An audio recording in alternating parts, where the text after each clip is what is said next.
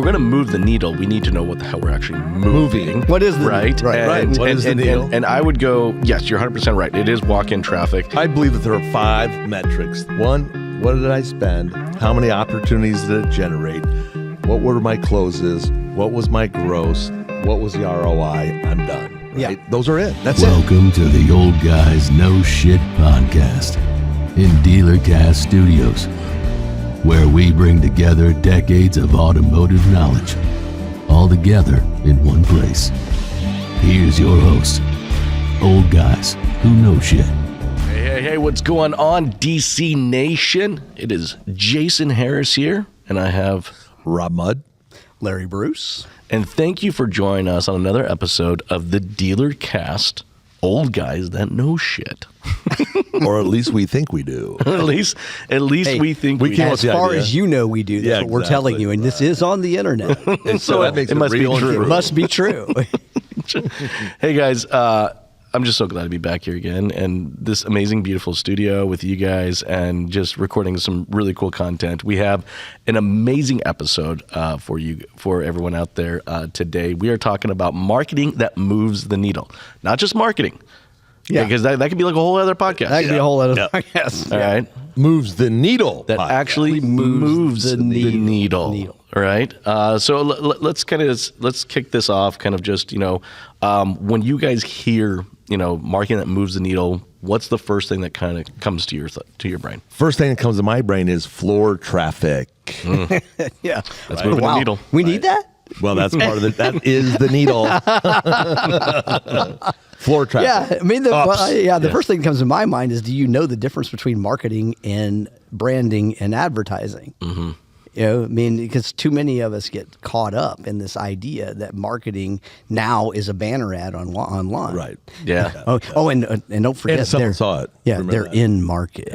Yeah. There's They're a at the magic top of the wand. funnel. Yeah, the top of the funnel. But they got to come down to the bottom. They're going to funnel. TCP/IP over broadband by the time they get to the bottom. I mean, you don't want to forget all these acronyms. Right, I love all these things, right? But so branding and advertising is what you say to a group of people, what you say to the market about your business. Mm-hmm. Yep. Marketing is what you say to a customer to help them buy the thing you sell. So it's not just a bunch of buttons and levers that we have in some magical room. I don't know about you guys, but I've been doing for marketing for a long time. I love it when a dealer calls me up and goes, "Hey, can we turn that up?" Well, sure. Hold on, let me go back to. I'm going to go back to that special room that you've never seen. I'm going to find your button. I'm going to pull a few levers, press a couple buttons, and I'm going to turn that up for you. Yeah. Yeah. So I've been doing advertising marketing for car dealers for a long time. I believe that today's market has forgot what the needle means and how you turn it up, and had forgotten what promotion means, right? Mm-hmm. Because what the internet did is it took away promotion. Well, I mean, it came down to all you have to do is put a banner the offer, ad. just put the ad or the offer, the banner ad online, and they'll just come buy it.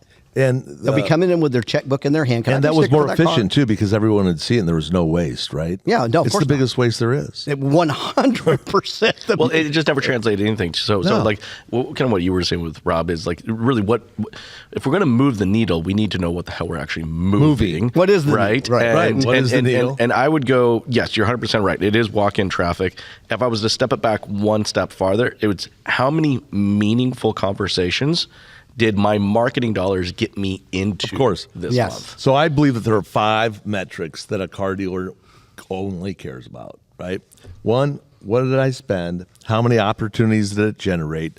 What were my closes? What was my gross? What was the ROI? I'm done, right? Yeah. Those are it. That's it. And everything else is in the middle, and that's what the dealer wants the marketer to do for them. But today, the marketers get caught up in micromanaging The middle. metrics that mean nothing. Nothing.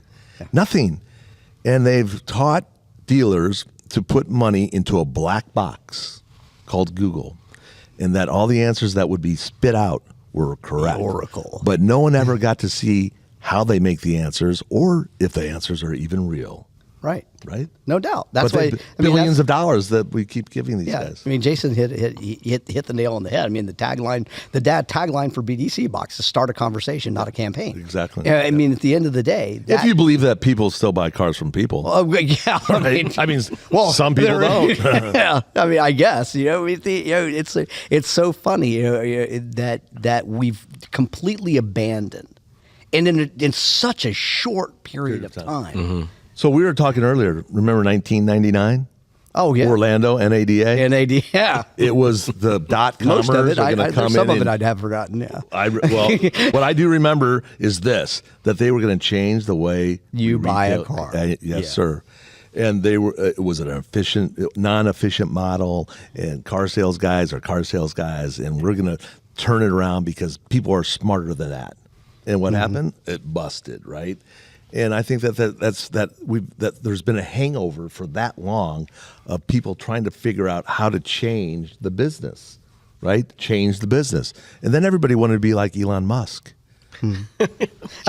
Right. Right? Yeah. And not have to, what do I want to say? Not have to go direct to the consumer, not have to have a dealership or a location, and people would just show up and buy cars. Right. Well, I think this is going back to kind of what Larry was saying about what is that messaging in there, right? Mm-hmm. Look, we're all consumers. Yep. And I think one of the things that we appreciate most about the brands that we buy from is that they provide us a buying process, not a sales process, right? Like, I mean, Correct. anything that we, anything that we purchase online or anything that we're really kind of buying, at the store, if I need a good fishing rod, there's obviously a place I go to because I want to talk to someone. But you I want just them said to know it. it's I local want a and good stuff. fishing rod.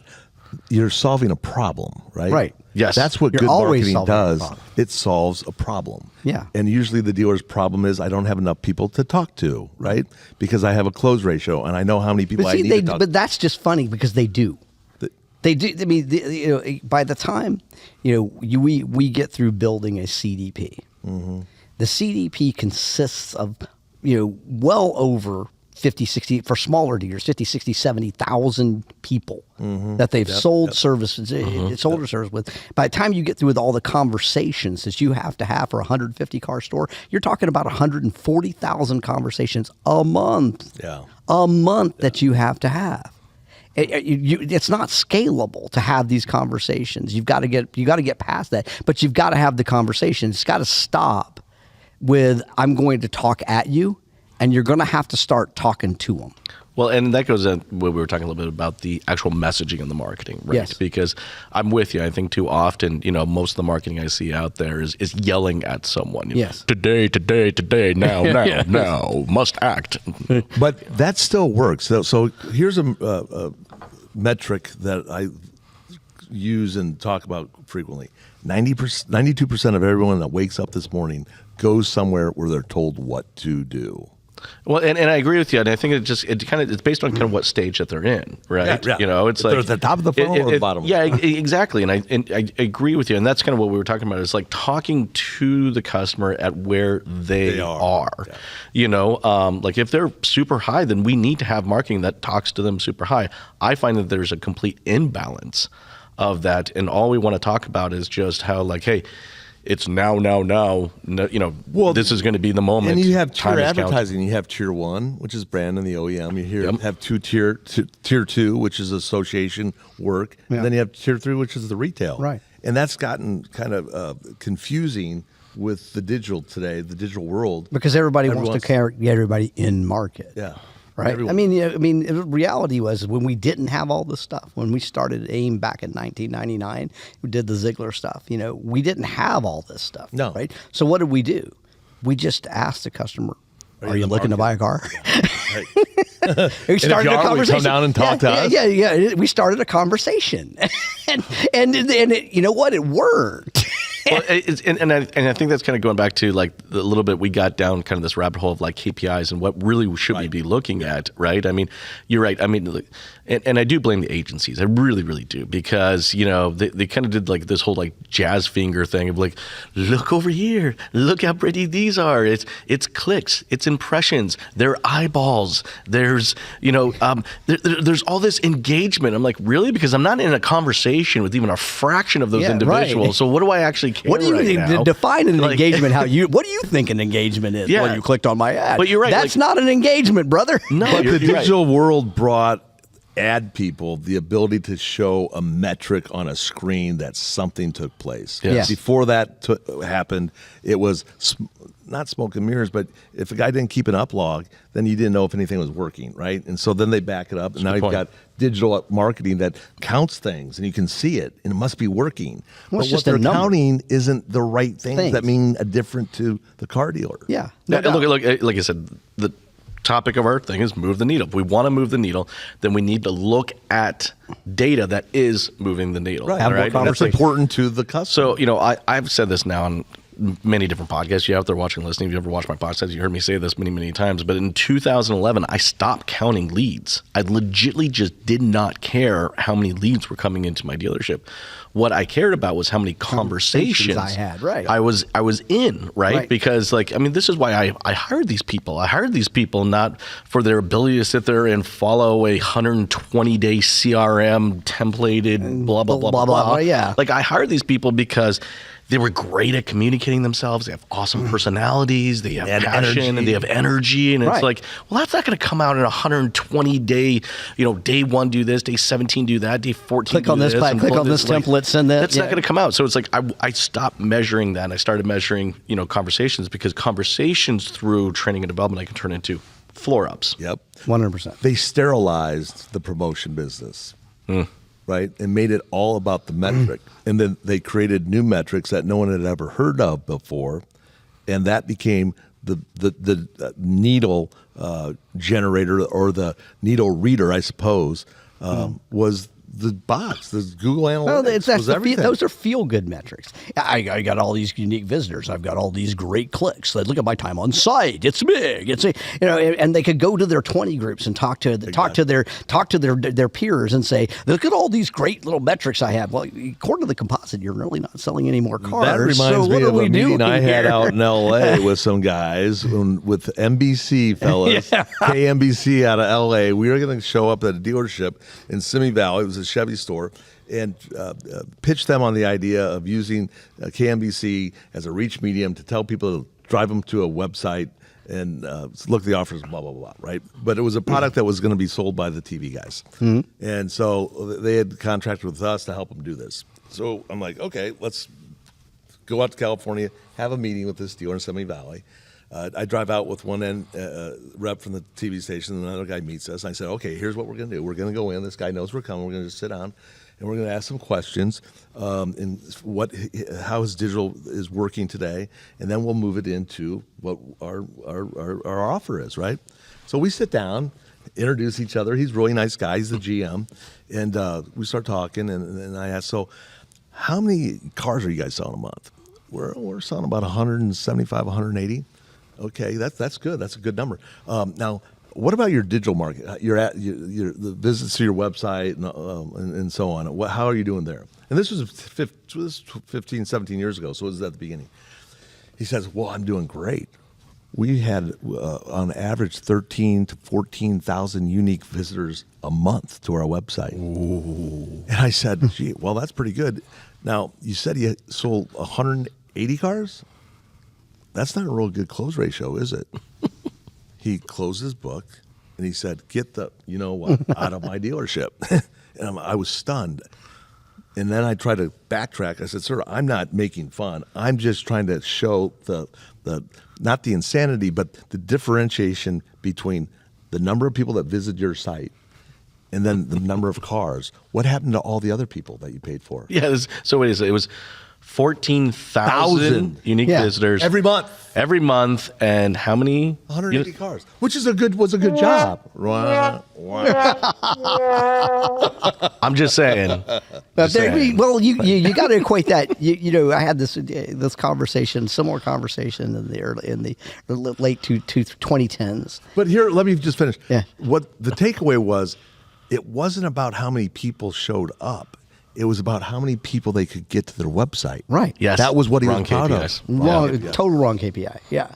You know, I mean, and the way I explained it to Alan Hall, this was Alan Hall in the 2010s. It's like I asked him, you know, Alan was running Ron Carter at the time. I said, well, if 25,000 people were on your lot and you sold 180 cars, would you be happy? Would you be talking? Would you be high fiving your sales team? No, you'd be like pulling people's head, teeth out the back of their heads. What the hell's going on? But 25,000 people here, and all we could get was 180 cars. Are you out of your mind? Well, again, and I think we've definitely done a good job of kind of driving home, guys. If you're out there watching, listening, is that hey, we're looking at the wrong KPIs here, right? Now let's get into a little bit of kind of about some of the different platforms out there, because I love this part. This is my favorite part of the marketing. I call it the marketing stew, right? Where like I got a dash of Facebook in there, and I got a sprinkle of letters, and I got a handful of flyers, and I got a little bit of my CTV, and I got to like put all these ingredients together, and they all have to kind of like mold and mesh and just like taste good to the customer, not to me. That's actually one thing I really want to make sure we identify first, right? Like it, right? Happens not too often. This is not about me. How many times have we seen some dealers with some really large egos? We're going to make the whole marketing thing about me. It's got to be something that tastes good for them. So here's my question then for you guys: is how do you guys kind of approach that stew, and what have you seen been working? So my dad, Jim Mudd Sr., taught me this a long time ago, many years ago, is he said, what will be more effective if I slap you in the face with this because I'm on all these different things, or if I hit you with this, which is going to be more effective? And the point he was trying to make is dominate something first. 100%. Before you try to do everything, because if you do everything, you do nothing well. Right. That was the old TV. That was the old TV thing. Never run the vertical model. Always run the linear model. And why is that? Well, because people buy cars once every 6 years. Why do most people? Well, there's surveys out there. The two people dislike most are dentists and car dealers. And why is that? Because they don't do it with frequency. Yeah, that's true. Very true. 100%. I mean, that's a fact. But I mean, and at the end of the day, that comes down to realistically how for me, and the way I've always looked at it, and the way that every company I've ever run or started, we looked at it was it's two ingredients, but the two ingredients are going to equal to one thing. They're always going to equal. Many car deals comes out of this as 100% the outcome that you have to measure, right?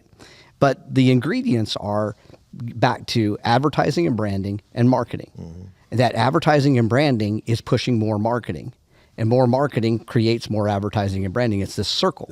Yep. And so when I'm looking at the advertising and branding side, these metrics of Facebook or Google or whatever else, how many names, email addresses, and mobile numbers is this providing to me?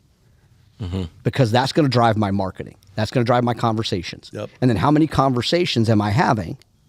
And then I know that if I keep having these conversations, that's going to make more of this happen. Those are called conversions. Yeah. Well. I mean, hey, here we go. Now let's really because I had this real big fight going on in 2010 with Auto Trader about what the hell a conversion was. Right. A conversion ain't a click. BDP. Okay, no. Well, look, here's the way I've always, and I'd love to get your guys' thoughts on it. I've always, for me, conversion from a marketing perspective is just that I'm one step closer to getting someone into a conversation, right? And it was just like I got him to take an action, or do something that just gets me that much closer. To your point, I think there are some agencies out there and maybe some website providers that really decide to go mess up this word and what the actual meaning of it is. Oh, God, yeah. A conversion is a name, an email address, and a mobile number. Yeah, it gets me one step closer. Or a mobile number, right? That gets me to my conversation because that's the only way I can really have a conversation today. All right. So you've got to have more conversations. More conversations equals more sales. Yep. Absolutely. Period. With anything. With anything. 100%, Doesn't matter. absolutely. Doesn't matter what it is. So more conversations. Now the real problem comes into is that the number of conversations need to be had can't be handled by your sales staff. That's the hard part because when you say can't be handled, you mean they're not able to now, or you never want them to? In the traditional dealership, I know where you're going kind of with this, Larry, is that like we don't craft out enough time for our sales team to get into a meaningful conversation. Right. I mean, you can't, right? Because the sales, what we've always asked the salesperson to do: follow up with your existing customers, create your own little business within this business. Work your customers. They were never your customers to begin with, but work your customers, right? That's what we want them to do. Then we want them to take all the ups, and we want them to take all the calls, and we want them to take all the leads, and then assign time to these. Yes. To call, email, text all of these people, and then you've got the guys that are the guys that are really smart. Like Ben Stock's a great one. There's more car deals in your service department than any $100,000 worth of advertising would ever buy you. 100%. So now you want to work the service drive, and you want to get deals in from the service drive. Because realistically, I don't care what dealer you are, 50% of your customers on your drive never bought a car from you in 10 years. That's right. That's a fact. It's proven with every dealership we've built a CDP for. It's a 100% fact. It will be true in your dealership. It'll be true in every dealership out there. The fact of the matter is there's a ton of sales business there. Now, then so working that, by the time you're done, this is 45,000 people. There's more data in the service drive than there is on the front end. Oh, by far. Oh, huge. Like and 3 so times if you're that. a data-driven business, that's where you want to start. That's where you want to. That's where you can't leave it alone. No. Well, and we know the fundamental reason why is because of the amount of transactions. Going back to what you were saying earlier, it's only every 3 to 6 years that someone's getting another vehicle. But they're servicing every month. So we're able to test things and with the objective of getting them to get into a conversation, because we have hundreds and hundreds and hundreds of people coming through our service department every single month. Right. We don't get that many. Hundreds a day. Well, then your salesperson has to be there for at least 2 years before they can start working their customers that they've sold to. Right. Because they don't buy a car. But they never make it 2 years. So these are all orphan customers. So nobody ever works them. I mean, so you get through this. I mean, it comes down to scalability. You're at 45,000 people a month that you got to talk to. Yeah. If you're talking to them in text and email, you got a 30% reply rate. By the time you get through with everything you've got to do to maximize your data, you're talking 140,000 conversations. At the best BDCs in the country, doing nothing but having conversations with customers outside the store, can do 60 conversations a day. That means you need 60, you're going to be in the 90 BDC reps and about a $6 million payroll. You hooking up for that? No. No, hell no. But and where are you going to put them? You have to start then with understand the metric of that body of people, the 45,000. Only 2% of them are going to buy this month. Probably. Right? I mean, you can do the numbers. I mean, you can do the numbers. You can go back 20 years and how many cars get sold new, how many get sold used. There's about 15 to 16 million new. There's about 42 to 47 million used. Right. Totally about 60 million cars. There's only 180 million licensed drivers in the United States. So do the math. They can't. There's only a certain percentage of people that are actually going to be in the market to buy at a given time. Yeah. And one of the things I was kind of and Larry, you were kind of touching on it too, and I love kind of finding some of these rabbit holes to kind of go down, because I think sometimes we think of marketing that's moving the needle as just the marketing to get them to the point to give up their first name, last name, email address, but that actually that is just one step into the market. We have to continue to market a message that is compelling enough to get them into a conversation. It's with called us. follow-up. Right. Well, okay. It seems like there's probably a whole podcast we need to do just on that, because I believe there's an art that has been totally lost in our industry over the last decade, is the follow-up. Right. And I'm going to blame CRMs a little bit for it, and I'm probably not going to make a whole lot of friends saying that, but there's truth to it. Well, the CRM now is the CDP. You've got all these different acronyms because the tech guys are trying to make a platform for every step. Right? Yeah, well, I mean, the CDP, when we started AIM Data in '99, it was called a relational marketing database. Okay, there you go. Right? Yeah. That's what it was called 25 years ago. It's grown past that because now you've got data points in there that help. Yep. That you couldn't track back then, but you can 100% track now. But you still have to get back to the fundamentals, and the fundamental is if I don't have a name, an email address, or a mobile number, I can't follow you up. So how many guys do you think still teach the 5 steps of the sale? Oh, geez. How many guys can name them? I can. Yeah. Meet and greet, counsel qualify, demo, TO, box, close. Yeah. Well, I mean that's the day. I mean you can get there's a 10-step road to the sale. Right. There's a lot, but at the end of the day, it all starts with meet and greet. And it started with meet and greet because that's the way we used to do it. So I love the fact you guys bring up the meet and greet, right? Because when I first got into the business, I had a manager, and honestly, guys, I thought he was a total dick. Like I seriously did. Right? He may have been. Probably. But like every single morning, we had to go up to him, and we had to do this meet and greet verbatim. I'm serious. If we couldn't execute it verbatim, we got sent home that day. Like, get out of here. You're done. All right. And I'm just like, God, you are such a dick. Like, who does that to somebody? But now I thought about it. Now, that's a great manager. Yes, that's a great operator. So years have gone by, and maybe I've gotten a little more gray here and there and stuff like that. And now I kind of think back on that manager, and what I realize is what he was forcing us to do was to execute a story. All right, from the moment that I met them, and that story had to be consistent. And if it wasn't executed consistently, then there was no way to measure the effectiveness of this 100%. Story. Because my meet and greet wasn't just like, "Hey, how's it going? What can I help you?" Standardized. There was a story. It really was. A proper meet and greet was a story, right? It was like, "Hey, my job here is to do this, this, and this. We're going to start here, and we're going to finish there." Yeah. It was like it truly was a story. Beginning, middle, and end. Yes. Yeah, ours were simple, but at the end of the day, it was not, "Can I help you?" That's what I can tell you what it wasn't. Right? Hey, my name's Rob. I'm going to tell you right now. I think for a lot of dealerships, like I said, we just bought a truck recently. I'm telling you, a lot of dealerships, that is exactly what they're meaning. Yeah, exactly. So here's what: if you don't take anything away from this segment at all, the marketing that moves the needle. You want to move the needle. Get rid of "Can I help you?" Just start there, right? Because that is. Are you here for the big sale? Are you here for the?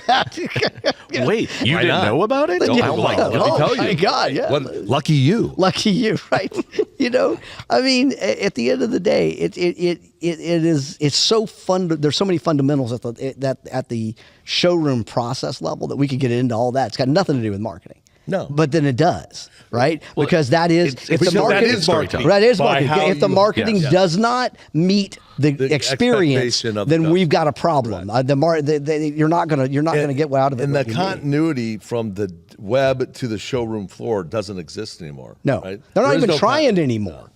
No. So here's my question, guys, because I like kind of where we're going with this.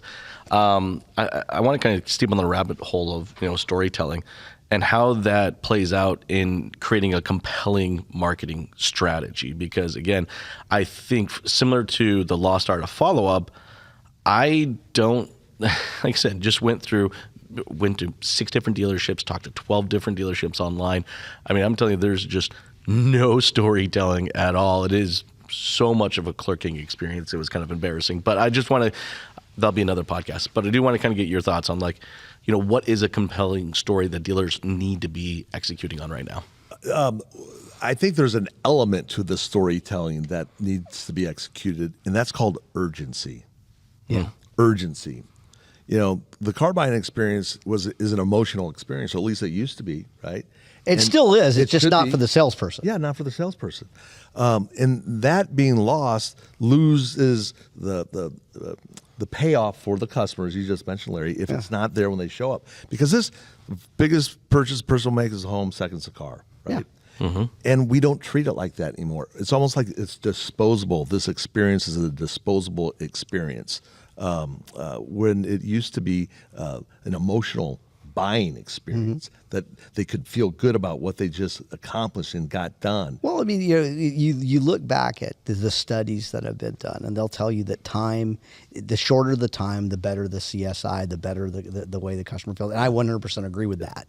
There's no doubt that time is the only thing I can't get back. Yep. So I want to limit my time, but realistically, I don't want to necessarily limit my time, because even a minute wasted is a minute gone. I want that time that we do spend together to be beneficial to me. Well, that's the key, because remember the days when we'll have you in and out in 30 minutes. Yeah. On the second biggest thing you'll ever purchase in your life, we do it Well, fast. and some people will connect with that. Right? Right. That's what I'm saying. Like, I think for dealers, if you're out there watching, listening to this right now, is that it's not a singular story. Yeah. All right. You need to have a story for every type of customer you're looking for, because I will say that 30-minute message probably would have spoke to me in a way. I'm like, okay, yeah, that's what I want. Because a lot of people do. But to other people that are like, no, I want to take my time.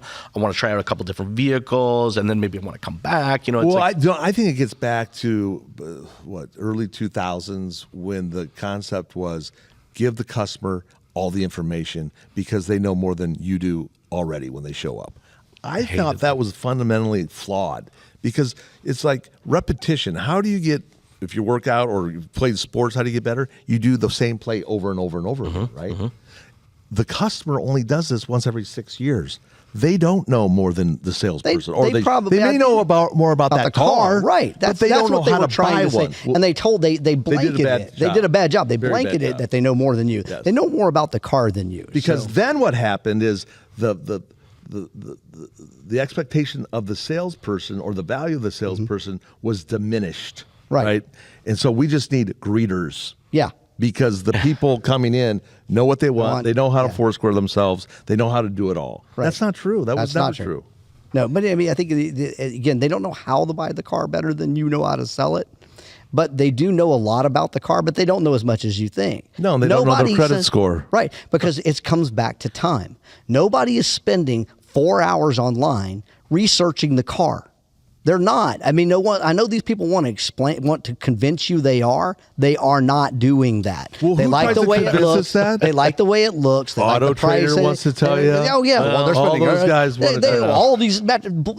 I'm sorry. I'm going to have to say it. Bullshit. Okay, they're not spending 4 hours online buying the car. And I'll tell you what else they're not doing. They're not spending the time that they do spend researching and doing the car all at once. It's not one sit down thing. It is many 5 minutes, 3 minutes here, there, and you total it all up. It's stretched out. It might add up to 4 hours, but yeah, no one's sitting down. I don't think it's even going to add up to 4 hours. Well, I'll tell you, I spent at least that finding my last truck. Yeah, I mean, for some people, but I'm talking about the majority of the people. But I want to say this because going back to what you said, it is one of the largest purchases you're ever going to make in your life. All right, so like I do believe there is time invested. I mean, how much time did we spend in looking around for a house? All right, probably my wife. I didn't do it at all. Okay. She did it. Yeah, exactly. I spent zero time. But it wasn't interesting to me. Yeah. A car's interesting to you, so you spend the time doing it. To the $40,000, $50,000, $60,000 a year guy, but this is a piece of transportation to get me from A to B. It's not as interesting to him. Well, I think the current generation. You have a real mixed bag, right? You have a mixed bag of people that like just give me to point A to point B, and I don't give a crap what it is, right? And then there are still a large percentage of the generation out there buying it because that vehicle says something, and there's a statement that goes along with it. Yeah. It's like, I buy this, so therefore I identify as that. And boy, does everybody want to identify themselves as something, right? I buy a Jeep Wrangler because I identify that I am an outdoorsy, person who likes to go out there. Yet we all know more than 80+% of those vehicles never actually leave. But you know why they researched the Jeep, right? They already thought they already knew they were buying a Jeep. Well, now it's before it they talks to research. them. No, they Yes. you're gonna totally get it when I say it. For aftermarket? No, well, a lot of them. Right. Yeah, but they want it when they get around their Jeep friends. They want to prove to their friends they know more about the Jeep than the friends do. Sure, why not? That's why they research. They're not researching it to buy the Jeep. They already decided to buy the Jeep. That was done. But when I go in to my Jeep group, I want to be the prestige is I know more about the Jeeps than you do. So that's a good It's interesting segue take. to understand the difference between the masses and the classes. Yeah. Right? Yes. Right? And so I believe that unless you're a high-end luxury dealer, you market to the classes differently, right? What am I trying to say? You advertise to the masses, you market to the classes. And what's that mean is that a generalized message for a payment a month or low down, right? That resonates with everyone. I have 15 Carreras in stock. Only resonates with a few people, right? Because Good point. right? So that I think is something that's been lost too. Is what's the difference between the masses and the classes, and how do I reach and start the conversation with each segment of people, right? Right. One's very different than the other, very different, and so you got to know what you're selling, and you got to understand the problem that you're solving. There are want buyers and need buyers. They're totally different. Yeah. Right? A need buyer needs to get done. A want buyer has disposable income. Yeah. I mean, and that's just the personality of your store, right? Right. You know, Mercedes guy's not out there looking for the need buyer. No. Because I don't need a Mercedes. Yes. You Right. know, well, I have once. it depends on what kind of Mercedes it is. I might need that. If I go by and see a really cool one, I really might need that. But that's a whole nother matter. Right. You know, but the fact of the matter is that you know, get back to the strategy, right? And I think everybody thinks that strategy is this somehow complicated thing.